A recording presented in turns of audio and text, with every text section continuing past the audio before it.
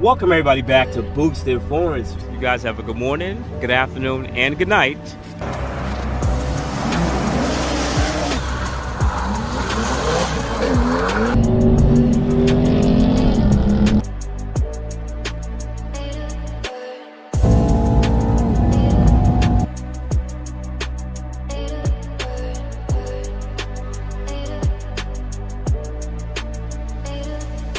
Alright, so Kia Riverdale is doing something definitely different this time around. They have three RS6s and one RS7. So RS7 has massive wheels, I'm not even gonna lie. Big wheels, big brakes. This car needs to stop, right? It has a sloping rear roof. I actually want to see the headspace and the back seat space compared to the AMG GT63. I would really like to test drive this car, but I don't think I really care to, because I really don't want to waste their time, 30-45 minutes out of their day, knowing that I don't like that interior. It's more like the saddle brown interior. I'm not really a fan of that interior, but I would actually like to see. It doesn't look that bad. Definitely looks a lot better than the GT now, but I'm more of a fan of the RS6. I think it just looks a little bit more mean. It gets the same similar front ends. I mean, of course, it's a silver, so it's going to look a little bit better with the front end.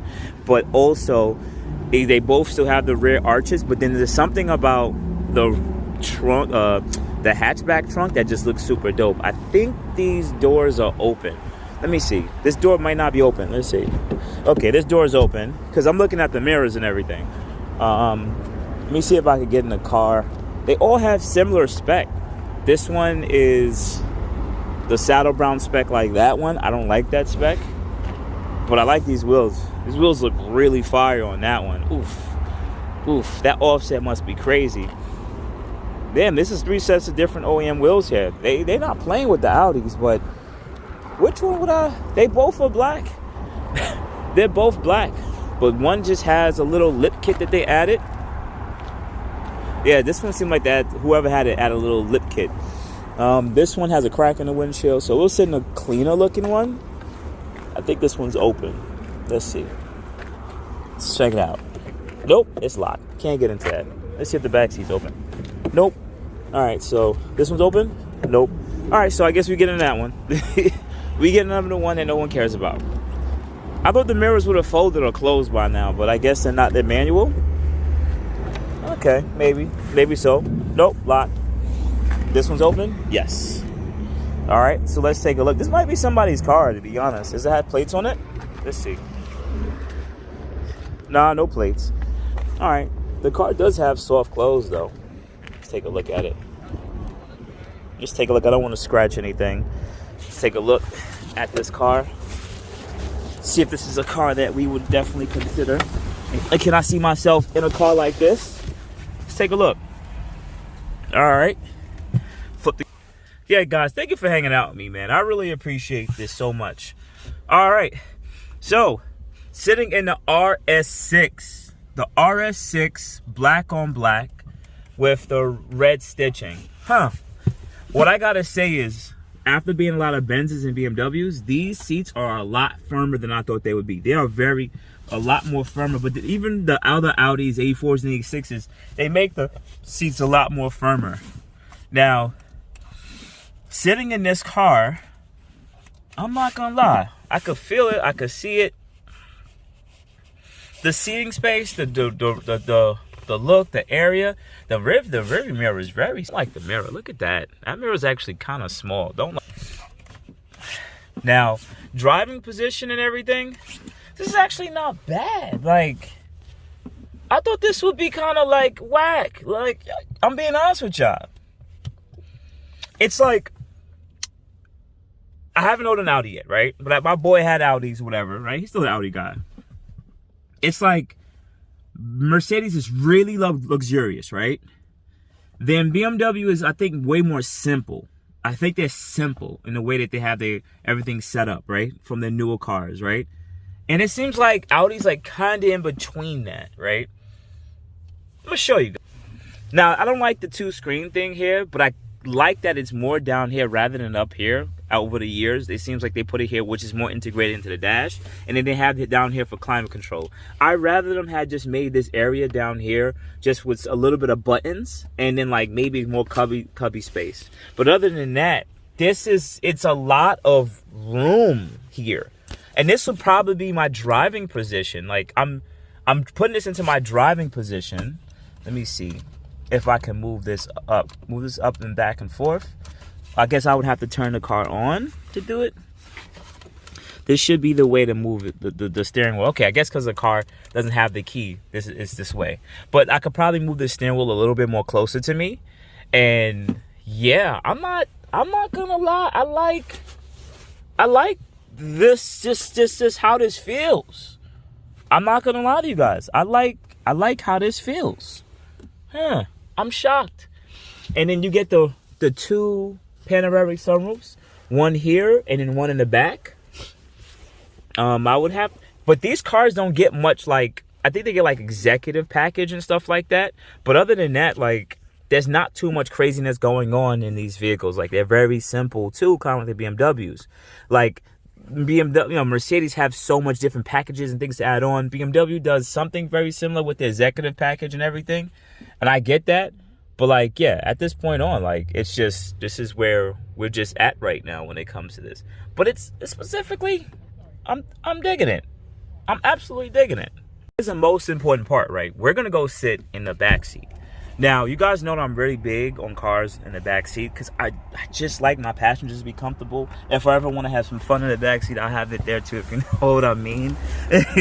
I've bust cheeks in my blue Q60 that I used to have. Fun car, great car, but I've had my fun. So we're gonna see how this back seat is. I'm trying not to scratch the other RS6 here, so let me just open this, close that door.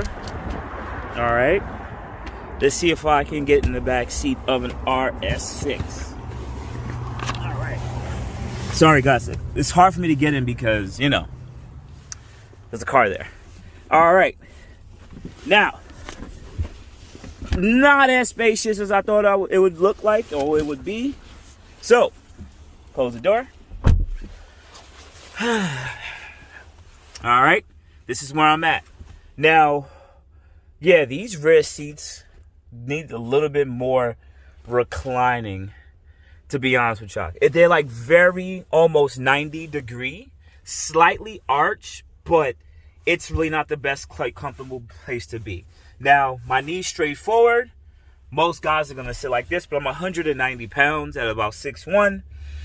And plenty of headroom if you guys could take. I still have plenty of headroom. Do I have any lights or thing for me? I have little lights and stuff for me. There's a manual sunshade. So I guess that goes up there. Let me see how I do that. I think I put it up like that. Or do I do it like this? Oops. Bear with me, guys. All right, I just had to pull up. It's a manual sunshade. That's okay. I think manual is perfectly fine. Like the E63S's. That's gray hair, guys. There's nothing in my hair. That's actually gray hair. That's a little bit of age there showing. What I gotta say is, it is more roomier, obviously, in the back seat. But this is the first wagon I've been in compared to, like, let's say any Mercedes wagon or BMW wagon. I mean, the older ones, but anything newer I really haven't been in. There's a center console here with a center rest. Let's see here. Cup holders. A little area to put your phone. I don't think this part plays charges or anything like that. All right, cool. And then if I was chilling and I'm in the back, see somebody else is driving, this isn't too bad. But I do want to flip. This seat is massive. This is a massive front seat. I really want to be honest. This is a massive front seat. Just how wide it actually is, it's hard for you guys to tell, but it really obstructs everything. I mean, I'm not saying, like, there's no middle part here. Usually, there's something you can see a little bit more. No, because it's more of design like a race seat. Then there's some rear climate. From what I remember, you can get rear heated seats in these cars, and you have your rear climate control, but it's not like dual climate control. You have the USB Type-Cs and a cigarette lighter. There's no massaging, I don't think, for these cars. I don't know, but I don't remember there being massaging, but I know they have very heated seats. ultimately, what do I think about this car? Like, I haven't driven it yet. So I want to throw this out to you guys that are watching. Like, driving a car and sitting in a car is two different things. Absolutely. Right? You get inside of a car, you get the ambience, you get the feeling. This is somewhere you're going to sit for a while. You're going to embrace the car, and the car is going to embrace you. Then when you drive the car, you get to see how it feels, the turns, the brakes, everything. You get to see a different side of the vehicle, right? The most important thing that I realized with me particularly is cars are always going to be fast, the cars I'm looking to pick, right?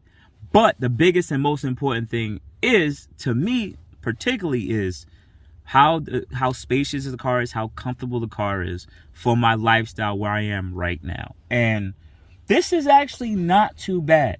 I thought this would have been way worse.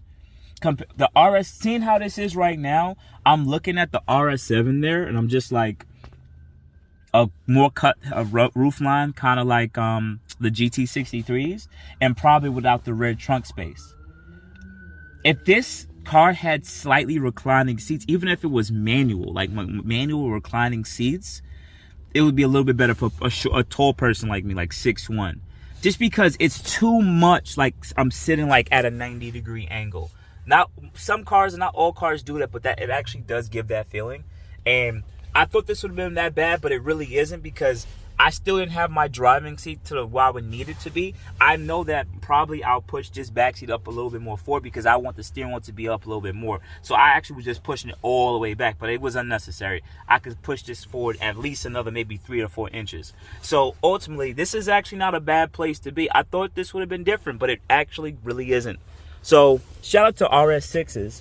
I think if you're 6'1" and under, if I was a big dude like 250, this might be a little tough for me. This back seat would just be like 250 guys. But like anybody who's like 6 foot or shorter, 6 foot or shorter or whatever, it shouldn't be too bad. Like this should sit for grown men, 210 pounds, under 6 feet with no problem. I mean, yeah, unless you have a lot of tall dudes, and then again, this car, it might be a little tough. But even then, you want the tall guys to sit in the front. But even then, this is not bad, man. I do like this.